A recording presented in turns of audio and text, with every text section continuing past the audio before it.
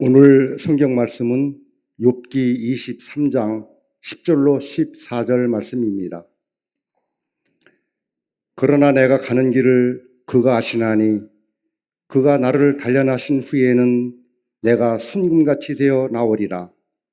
내 발이 그의 걸음을 바로 따랐으며 내가 그의 길을 지켜 치우치지 아니하였고 내가 그의 입술의 명령을 어기지 아니하고 정한 음식보다 그의 입의 말씀을 기히 여겼도다. 그는 뜻이 일정하시니 누가 능히 돌이키랴. 그의 마음에 하고자 하시는 것이면 그것을 행하시나니 그런즉 내게 작정하신 것을 이루실 것이라. 이런 일이 그에게 많이 있느니라. 아멘.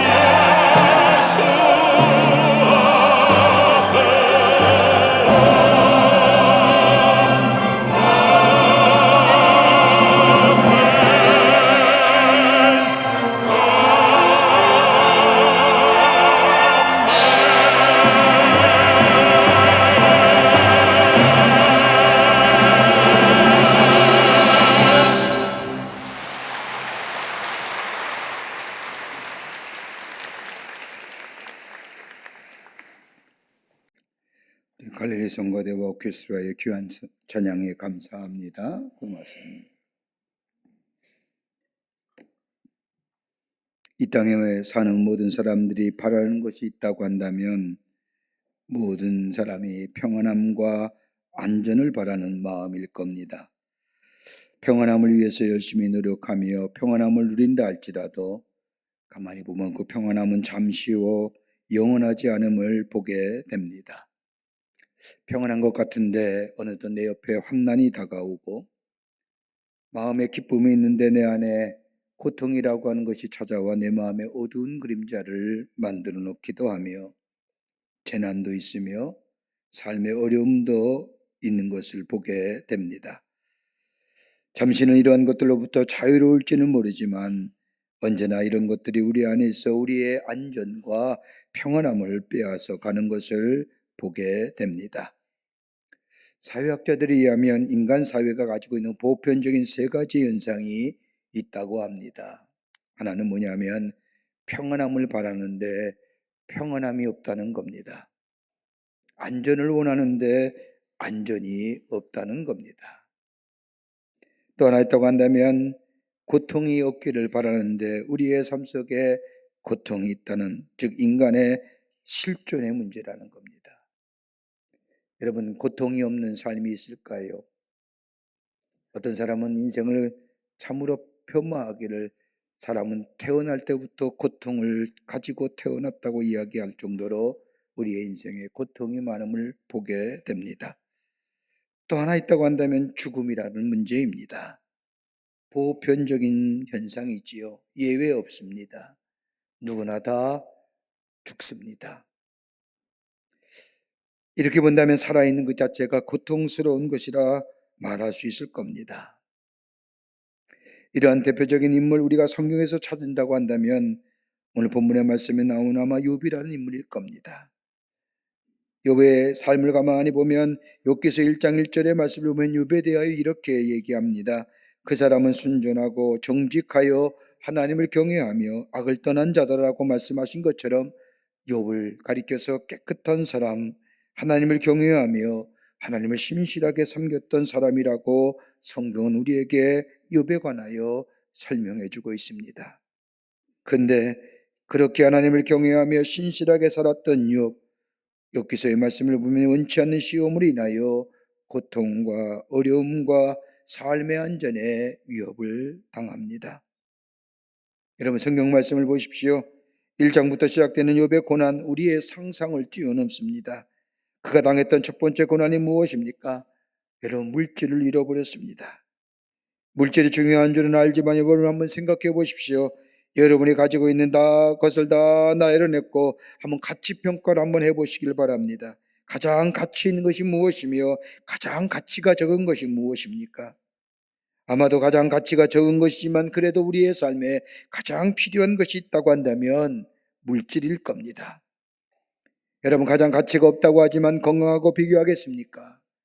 아니, 명예와 비교를 할 수 있겠습니까? 더 나아가 우리의 가족과 비교할 수 있겠습니까? 무엇과도 비교할 수 없는 가장 가치 없는 것이 물질이지만 우리의 삶에 있어서는 없어서 안 될 것이 물질입니다. 욥에 관하여 말하기를 욥은 동방의 부자라고 말합니다. 욥에서 나오는 욥의 물질을 보면 그 당시에 상당한 부자였습니다. 그런데 이 물질이 하루아침에 사라져버린 겁니다. 딴 것 사람이 쳐들어와 다 죽이고 빼앗아가 버렸습니다. 욥은 깜짝 놀랐습니다. 그때 비로소 욥이 깨닫습니다. 그러면서 욥기 1장 21절에 이렇게 욥이 고백합니다. 주신 자도 여호와시요 취하신 자도 여호와이시니오니 내 노력으로 내 수고로 내 재산이 늘어나는 줄 알았는데 아니더라는 겁니다. 하나님이 주신 것입니다. 하나님이 거두어 가시니 그냥 빈손이 되더라는 고백입니다. 그러게 주신 이도 하나님이시고 거두어 가신 이도 하나님이시라는 겁니다. 이것으로 끝나는 것이 아니라 욥은 가정을 잃어버렸습니다. 욥기서의 말씀을 보면 10남매를 둔 사람입니다. 좋은 가정입니다. 당시에 자녀가 많다는 것은 복을 많이 받았다는 증거입니다. 그뿐입니까? 10명의 자매가 있는데도 남매가 있음에도 불구하고 화목한 가정입니다. 형제들끼리 화목하였습니다. 형의 생일날이 되면 다 모여서 잔치를 하고 며칠 동안 잔치를 합니다. 이 모습을 본 욥은 행여나 아버지 된 입장에서 기쁘고 즐겁기는 하나 혹시나 내 자녀들이 범죄하지 않았나 싶어 뒤에 제사를 드릴 정도로 경건하고도 화목한 가정이었습니다. 그런데 어느 날 하루아침에 잔치를 하는 중에 집이 석가래가 무너져 열 자녀가 한순간에 죽고 맙니다. 그 순간 욥은 깨닫습니다. 그러면서 욥기서 1장 21절의 말씀을 보면 이렇게 고백합니다. 내가 모태에서 적신으로 나와 싸운즉 또한 적신이 그리로 돌아갈지니라. 세상에 태어날 때 혼자였고 갈 때도 혼자라는 고백입니다. 여러분 놀랍지 않습니까? 4,000년 전에 욥기의 지혜문학서가 우리의 인생을 얘기하는 겁니다. 나올 때도 혼자였지만 갈 때도 혼자라는 겁니다. 같이 갈 수가 없습니다. 이것으로 끝나는 것이 아니라 성경 말씀을 보면 사랑하는 아내마저 욥의 곁을 떠납니다. 이 시대에 부자라고 하면 여러 명의 아내를 두었을 뿐만데도 욥은 아내가 하나밖에 없었습니다. 그 사랑하는 아내가 어둡고 처참한 시간에 그 누구보다도 남편과 함께 있어야 할 그때에 이 아내가 욥을 저주하고 욥을 떠나가게 됩니다. 욥기서 2장 9절의 말씀을 보면 당신이 그래도 자기의 순전을 굳게 지키느냐 하나님을 욕하고 죽으라라고 말합니다. 고통 가운데서도 철저하게 하나님에 향한 신앙을 지키고 있는 욥에게 아내라고 하는 여인이 이해하지 못하고 저주해버리고 집을 떠나버립니다. 욥은 여기서 깊은 교훈을 얻습니다. 인생은 고독한 존재라는 겁니다. 아무도 내 마음을 이해할 수 없다는 사실입니다. 이해한다고 말하지만 이해하지 못합니다. 더 나아가 욥에게 있어서의 더 어려운 일이 있었는데 그건 다름이 아니라 건강을 잃어버렸다는 겁니다. 다 잃어버리고 남은 것이 건강인데 건강마저 잃어버립니다. 너무나도 가렵습니다. 여러분 가려운 고통을 아시는지요? 손이 안 가는 것을 긁어주는 것을 가리켜서 우리가 효자손이라고 부르지 않습니까? 그런데 욥 가려워서 이것이 너무나 고통스러워 기와장을 가지고 가려운 것을 긁었다고 한다면 여러분 이해가 되십니까? 가려워서 긁고 그래서 고통을 당하고 너무 긁어서 그것에 피고름이 나고 그것이 썩어져 구더기가 나고 살이 썩어 뭉그러집니다.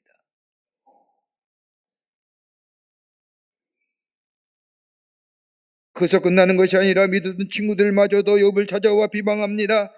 믿었던 친구들이 찾아와 위로하는 것이 아니라 오히려 욥을 비방합니다. 욥기서 4장 7절의 말씀을 보면 욥에 찾아온 친구들이 말하기를 잘 생각해 보아라 숨겨둔 죄가 있는가 보다 죄 없이 망한 자가 있더냐라고 얘기합니다. 이 말은 다름이 아니라 네가 의인이라고 했느냐? 한번 네 내면을 살펴보아라. 네 안에 숨겨진 죄가 있지 않느냐? 그렇지 않으면 어떻게 이런 고통을 당하느냐? 밝혀지지 않는 숨겨진 내 내면의 죄를 고백해라. 고통을 당하면 위로하기는커녕 오히려 저주를 퍼붓습니다. 이러한 친구들의 마음에 욥이 말합니다. 그런 소리 나도 할 수 있다.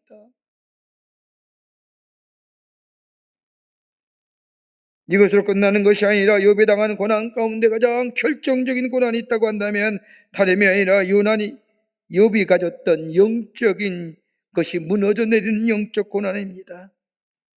욥은 동방의 의인이라고 했습니다. 의로운 자라고 성경은 말씀합니다. 하나님도 그를 의로운 자라고 인정합니다. 그런데 그의 의가 무너져 내린 겁니다. 욥기서 13장 23절의 말씀을 보면 나의 불법과 죄가 얼마나 많으니까 나의 허물과 죄를 내게 알게 하옵소서. 주께서 어찌하여 얼굴을 가리우시고 나를 주의 대적으로 여기시나이까. 내가 얼마나 영적으로 죄를 지었기에 하나님께서 나를 향한 얼굴을 돌리시나이까. 괴로워합니다. 그냥 괴로운 것이 아니라 영적인 깊은 고민입니다. 그러면서 그는 새롭게 깨닫습니다. 그러면서 고백하는 말씀이 오늘 본문의 말씀인 욥기서 23장 10절의 말씀 나의 가는 길을 오직 그가 아시나니 그가 나를 단련하신 후에 내가 천군과 같이 나오리라. 오직 하나님이 아시고 하나님이 나와 함께 하심을 내가 믿습니다.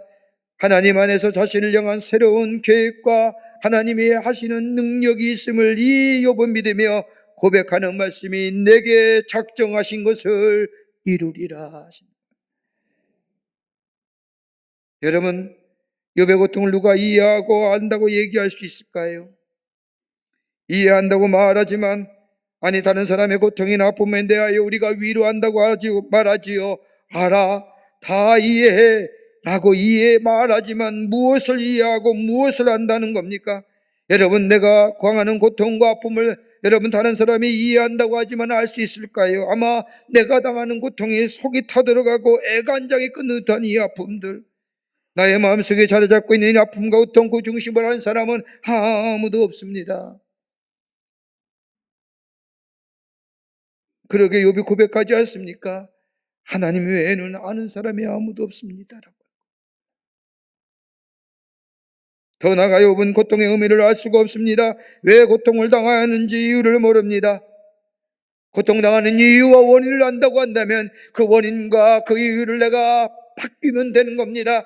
그러면 고통이 왜 내게 찾아왔는지 알 수가 있습니다. 더 나아가 욥이 가장 크게 고민하는 것은 뭐냐? 고통 뒤에 내게 다가올 결과가 무엇이라는 거예요.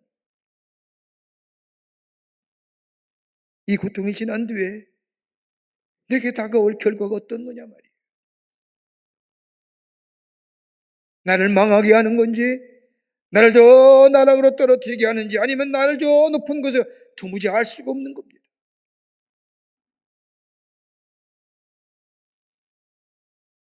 고난과 고통의 의미를 모른다는 것만큼 괴로운 일이 어디 있을까요? 나름대로 자신이 당하는 고통을 신앙적인 모습으로 보고 해석을 해보지만 그래도 고난의 이유와 더불어 고난 뒤에 있을 일들에 대하여 내가 알 수만 있다면 내가 지금 당하는 고난과 내가 지금 당하는 고통을 얼마든지 내가 이겨낼 수 있지만 알지 못하기에 힘든 겁니다. 알지 못하기에 괴롭습니다.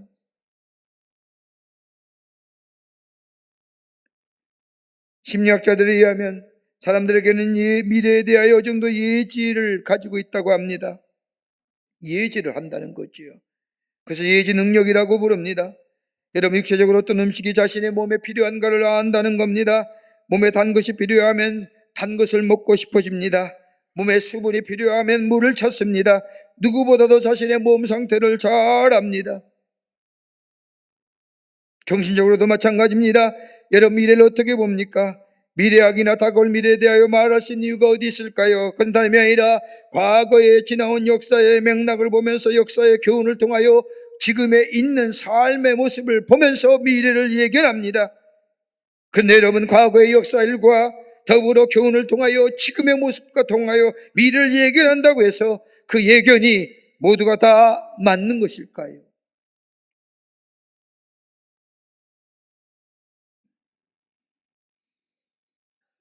오늘 본문의 말씀에 욥은 어떻게 고통을 이기고 궁극적으로 승리의 삶을 살아갈 수 있었을까요? 여러분, 욥에게만 있었던 문제가 아니라 오늘 우리가 당하는 이 고난과 고통, 어려움과 권고함들 우리 어떻게 이겨낼 수 있을까요? 그리고 건강한 사람으로, 하나님의 사람으로 힘 있는 걸음을 내들어갈 수 있을까요? 우리의 삶 돌아보면 아니 우리가 살고 있는 이 땅 아무리 둘러봐도 우리에게는 아픔과 고통인 것 같습니다. 그래도 이 고통과 이 아픔 가운데 우리가 이길 수 있는 승리의 비결이 있다고 한다면 그건 다름 아닌 우리의 구원자가 되시는 예수님께서 우리와 함께 하신다는 것일 겁니다. 임마누엘, 우리의 기쁨이 되시며 우리의 소망이 되실 뿐만 아니라 우리의 인생의 여정에 함께 걸어가시는 우리의 친구가 되어주시는 예수님이 우리 안에 있기에 우리에게 큰 위로와 더불어 힘과 용기가 우리 가운데 있는 줄 믿습니다. 그럼에도 불구하고 고난과 고통을 이길 수 있는 비결이 어디 있을까요? 오늘 본문의 말씀을 통해서 함께 몇 가지로 나누어 은혜를 나누고자 합니다. 첫째는 하나님께서 하시는 것으로 만족한다는 겁니다. 오늘 본문의 말씀이 10절의 말씀을 보십시오. 나의 가는 길을 오직 그가 아신다고 얘기합니다. 전적인 위임의 믿음의 모습입니다. 순수하고 깨끗한 믿음의 모습, 이것이 고통을 이겨낼 수 있는 원동력이 됩니다. 나의 가는 길을 그가 아시나니, 이 말씀에게는 다름이 아니라 내가 당하는 고통 내가 알 필요가 없습니다. 내가 왜 이런 일을 당하는지 생각할 필요가 없습니다. 질문할 필요가 없다는 겁니다. 왜요? 우리의 하나님이 아시기 때문입니다. 내 미래를 우리 하나님이 아신다는 겁니다.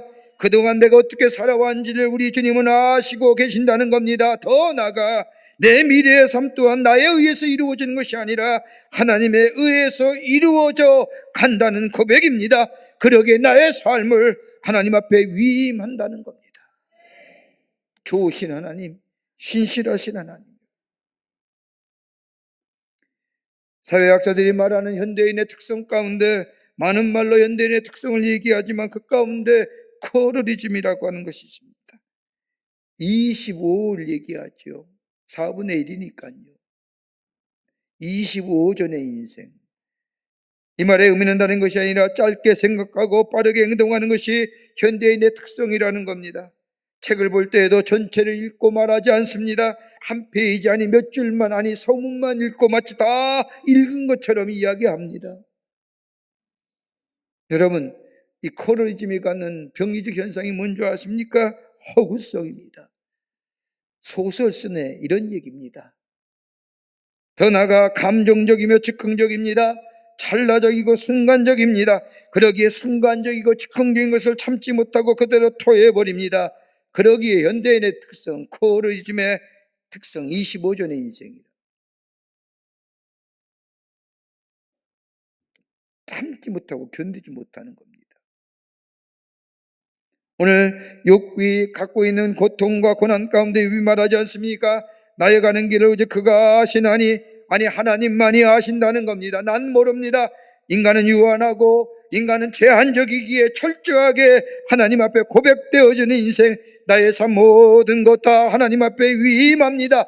하나님이 어떻게 행하신지 나는 그 얘기를 따라갈 뿐입니다라고 고백되어지는 그 인생 가운데 삶의 진정한 의미를 깨닫게 됩니다. 그리고 하나님만이 아십니다. 다른 사람이 뭐라 해도 하나님만은 나의 중심을 아십니다.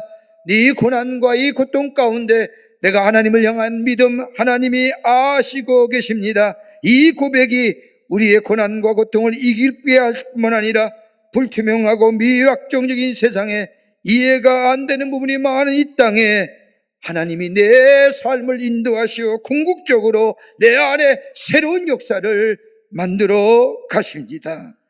그러게 욥이 고백하는 겁니다. 내게 작정하신 것을 우리 하나님이 이루시리라 하신다.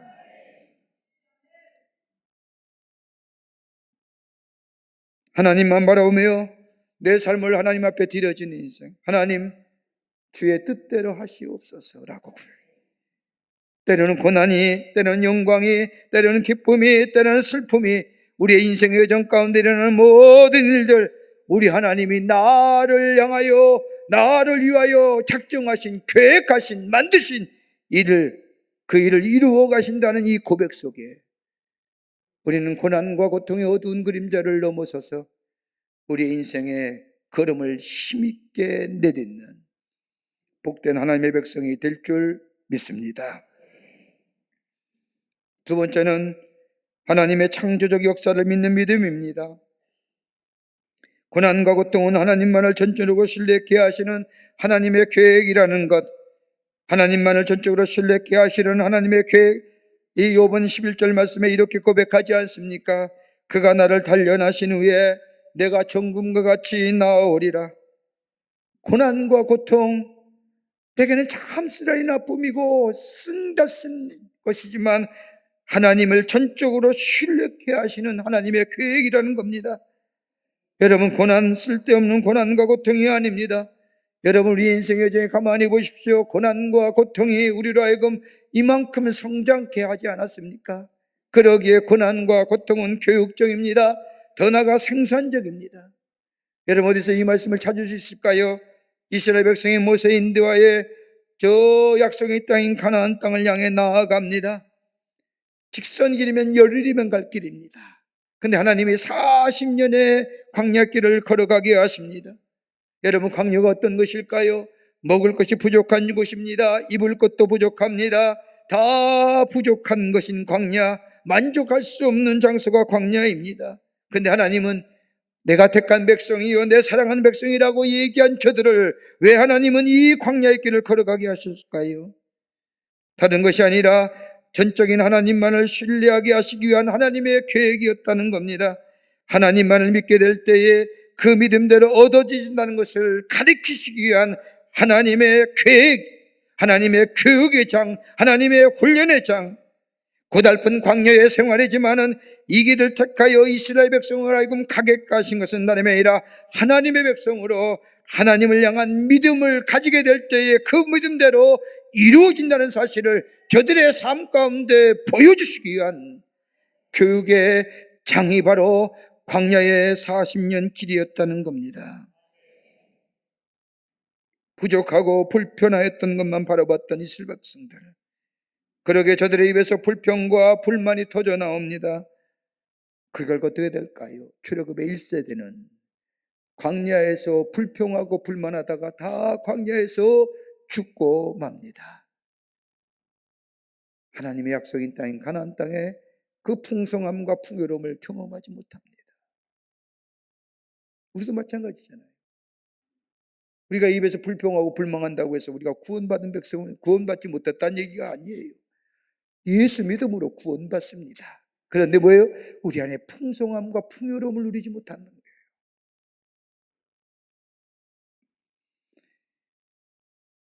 몸집이 세고 키가 큰 닉이라고 하는 사람이 열차의 조차장에서 일하고 있었습니다. 그는 항상 정시에 출근하고 근면한 사람으로 믿을만하며 열심히 일하며 동료들과의 관계도 좋은 사람이었습니다. 그런데 그에게 문제점이 하나 있습니다. 부정적인 태도의 사람입니다. 언제나 비관적인 사람이었습니다. 있지도 않을 최악의 상태를 상상하면서 비관하며 두려워하며 늘 안절부절하지 못했습니다. 그러던 어느 날 여름날 저녁 모든 사람이 다 퇴근했지만 닉은 보수를 위해 저 열차의 주차장에 들어온 냉동열차를 수리하고 빨리 친구의 생일 파티에 가더라고 서두르다가 그만 냉동 창고에 갇히고 맙니다. 냉동열차는 비어 있었고 다른 열차와도 연결되어 있지 않았습니다. 닉은 자신이 냉동열차에 갇혀 있다는 생각이 든 그 순간부터 공포에 사로잡혔고 팔마와 주먹으로 피가 피멍이 들도록 문을 두드려 봅니다. 아무도 대답이 없는 겁니다. 그는 생각합니다. 혼자 냉동열차에 갇힌 닉, 냉동열차의 온도는 영하 30도, 이제 도대체 어떻게 해야 할까? 여기서 나가지 못하면 분명히 얼어 죽을 것 같은데 바닥에 준주앉아 이런 생각 저런 생각을 하다가 자신의 상황을 기록해야 한다는 생각에 주머니에서 볼펜을 꺼내 자신의 수첩에 이렇게 적어 내려갑니다. 너무 춥다. 몸이 마비된다. 빨리 나가지 않으면 이 길이 마지막 글이 될 것 같다. 다음날 아침 출근한 승무원들에 의해서 냉동열차의 문이 열렸을 때에 닉이란 사람은 죽어 있었습니다. 근데 놀라운 사실은 부검을 해보았더니 이 닉이란 사람 얼어 죽은 것이 아니었습니다. 더 놀라운 것은 경찰 조사에 의하면 냉동열차에는 전원이 켜지지 않았다는 사실입니다. 나 죽어, 나 얼어 죽어, 나 마지막이야. 그 생각이 그를 그렇게 만들었다는 겁니다. 여러분, 믿음대로 얻어지는 겁니다. 고난과 고통 속에서도 하나님에 대한 전적인 믿음이 우리 가운데 있게 될 때에 신실하신 하나님, 좋으신 하나님, 우리를 향한 하나님의 생은 재앙이나 저주가 아니라 소망이요 평안이라고 말씀하신 우리 하나님, 우리에게 좋은 생각을 갖고 계신 그 하나님에 대한 믿음이 우리 안에 있게 될 때에 우리의 미래는 밝은 미래로 이어집니다. 풍랑이 멈추면 바로 해가 뜨는 것처럼 하나님 안에서의 밝은 미래를 기대하는 믿음, 이것을 가졌던 욥은 고백하지 않습니까? 그가 나를 단련하신 후에 내가 정금과 같이 나오리라. 우리가 잘 아는 아브라함 링컨이 남북전쟁할 때 일입니다. 전장에서 들려오는 소식이 다 불리하다는 소식만 듣자 링컨은 참모들을 모아놓고 회의하는 중에 잠시 자리를 비웁니다. 어디를 갔나 보니 대통령 집무실 안에 있는 기도방에 들어가 기도하던 겁니다. 들어가더니 한참이나 나오질 않습니다. 밖에서 초조하게 기다리던 사람들이 링컨 대통령이 나오자 쫓아가서 묻습니다. 무슨 기도를 드렸습니까? 기도의 응답이 무엇입니까? 하나님이 우리에게 승리 주신다고 말씀합니까? 하나님 우리 편입니까? 라고 질문 던지는 사람에게 링컨이 말합니다. 하나님이 내 편에 되어달라는 것보다 더 중요한 것이 있다면 내가 하나님 편에 서 있느냐, 이것이 더 중요합니다. 저는 하나님 앞에 기도하기를 하나님이 내 편에 되어달라고 기도하기보다는 제가 하나님 편에 서게 해달라고 기도했습니다.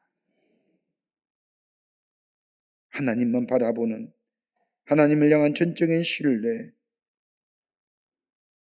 이것이 바로 내가 당하는 고통과 고난 속에 있음을 우리가 믿게 될 때에 하나님을 바라보며 하나님과 함께 걸어가는 그 걸음, 거기에 새로운 창조의 역사가 우리 가운데 있게 됩니다.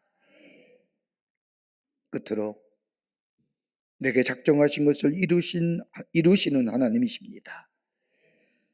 욥이 고통 가운데 고백한 23장 14절 말씀을 보면 내게 작정하신 것을 이루리라, 놀라운 일을 기대하라, 고난과 고통 속에서 하나님의 뜻을 믿는다는 겁니다.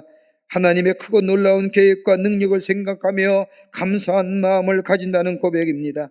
우리가 잘 아는 말씀, 로마서 8장 말씀처럼 하나님을 사랑하는 자, 그 뜻대로 부르심을 입은 자들에게는 모든 것이 합력하여 선을 이루리라.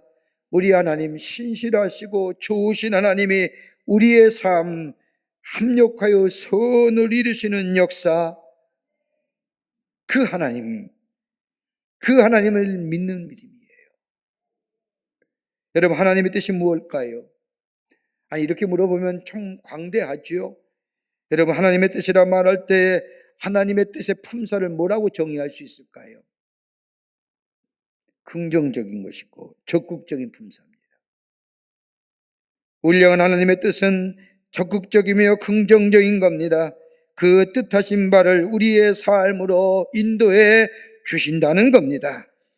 아놀 토인비라고 하는 세계 역사를 연구하여 방대한 책을 저술한 이 역사가가 인류의 역사를 연구하면서 몇 가지의 귀한 교훈을 얻었다고 합니다. 그 하나가 뭐냐? 인간이 아무리 수고하고 노력하여도 인간 뜻대로 안 되더라는 겁니다. 내가 노력한다고 해서 다 되는 것이 아니라는 겁니다. 내가 수고한다고 해서 다 된다는 것이 아니라는 겁니다. 사람의 뜻대로 되는 것이 없더라는 겁니다. 두 번째, 그는 곧 말합니다. 하나님이 마음대로 하시더라는 겁니다. 재밌는 표현 아닙니까? 나라가 세워지고 사라지는 것, 인류의 역사 가운데 있었던 일련의 사건들, 지금은 이해하지 못하지만 나중에 보니까 하나님께서 당신이 알아서 당신의 마음대로 하시더라는 겁니다. 또 하나의 이야기입니다.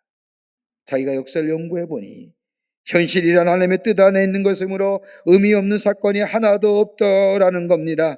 지금의 현실이라는 것 어떻게 보면 잠깐이어서 그러게 의미가 없는 것처럼 보이지만 지나간 뒤에 보면 다 의미가 있더라는 겁니다. 내 삶의 여정, 40이 되든 50이 되든 60이 되든 70이 되든 내 삶의 여정, 여러분 순간순간 한 조각조각 그때는 견딜 수 없는 고통이요, 고난이요, 아픔이요, 그 조각이 크기도 하고 작기도 하고 제각기 다른 모습의 조각이지만 지금와 돌아 내 인생의 판 위에 맞추어 보니 내 인생의 역사가 되더라는 겁니다. 아닐까요? 요만한 조각이라도, 이만한 큰 조각이라도 그때는 참 아프고 그 조각이 너무너무 힘들지만 지금 돌아보니 그 조각에 맞춰서 내 인생의 큰 그림으로 픽처로 남아있더라는 겁니다. 그 당시에는 이겨낼 수 없었지만, 참아낼 수 없었지만 참혹하다 못해 참담했지만 지금 와보니 의미가 있고 나를 나로 여기 서게 했다는 겁니다. 그러게 욥이 고백하는 겁니다.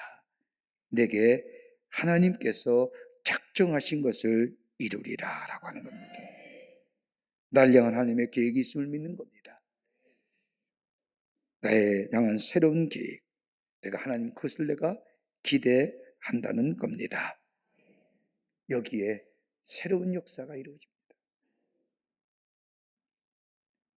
하나님의 뜻, 하나님의 계획, 내 생명까지라도 전적으로 위탁합니다. 하나님을 신뢰합니다 라고 고백되어지는, 비록 내가 지금 고난과 고통과 어려움과 어둠 가운데까지라도 나는 전능하신 하나님, 내게 작정하신 것을 내가 믿습니다 라고 하는 그 믿음이 우리 안에 있을 때에 우리의 걸음이 지치고 넘어지는 걸음이 아니라 다시금 일으켜 세워 힘찬 걸음으로 새로운 미래를 향해 나아가는 복된 하나님의 백성이 될 줄 믿습니다.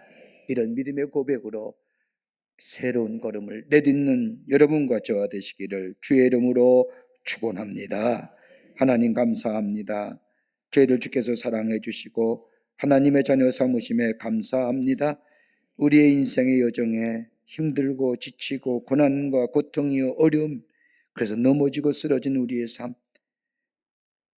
우리의 믿음 다시 한번 하나님을 향하는 믿음 되게 하시고 나를 향한 좋은 계획을 깨끗이신 하나님, 그러기에 내게 작정하신 것을 이루실 그 하나님, 그 하나님을 바라보며 믿음 안에서 다시 일어나 우리의 걸음을 내딛어 새로운 창조의 역사를 경험하는 저희들로 삼아 주시옵소서. 예수님의 이름으로 기도하옵나이다. 아멘. 지금은 우리 주 예수 그리스도의 크신 은혜와 하나님 아버지의 한량없으신 사랑하심과 성령님의 내재하심과 동행하심과 역사하심이 거룩한 주의 날 주의 전에 올라와 마음과 정성을 모아 하나님 앞에 예배하며 주신 말씀 마음에 새기고 주님과 함께 힘있는 걸음을 내딛는, 그래서 새로운 미래를 열어가는 하나님의 백성의 삶으로 살아가기로 결단하고 저 세상을 향해 나아가는 당신의 거룩한 백성들과 영상을 통하여 예배에 참여한 모든 이들 위해 주께서 지금으로부터 영원토록 함께 하시기를 간절히 축원하옵나이다. 아멘.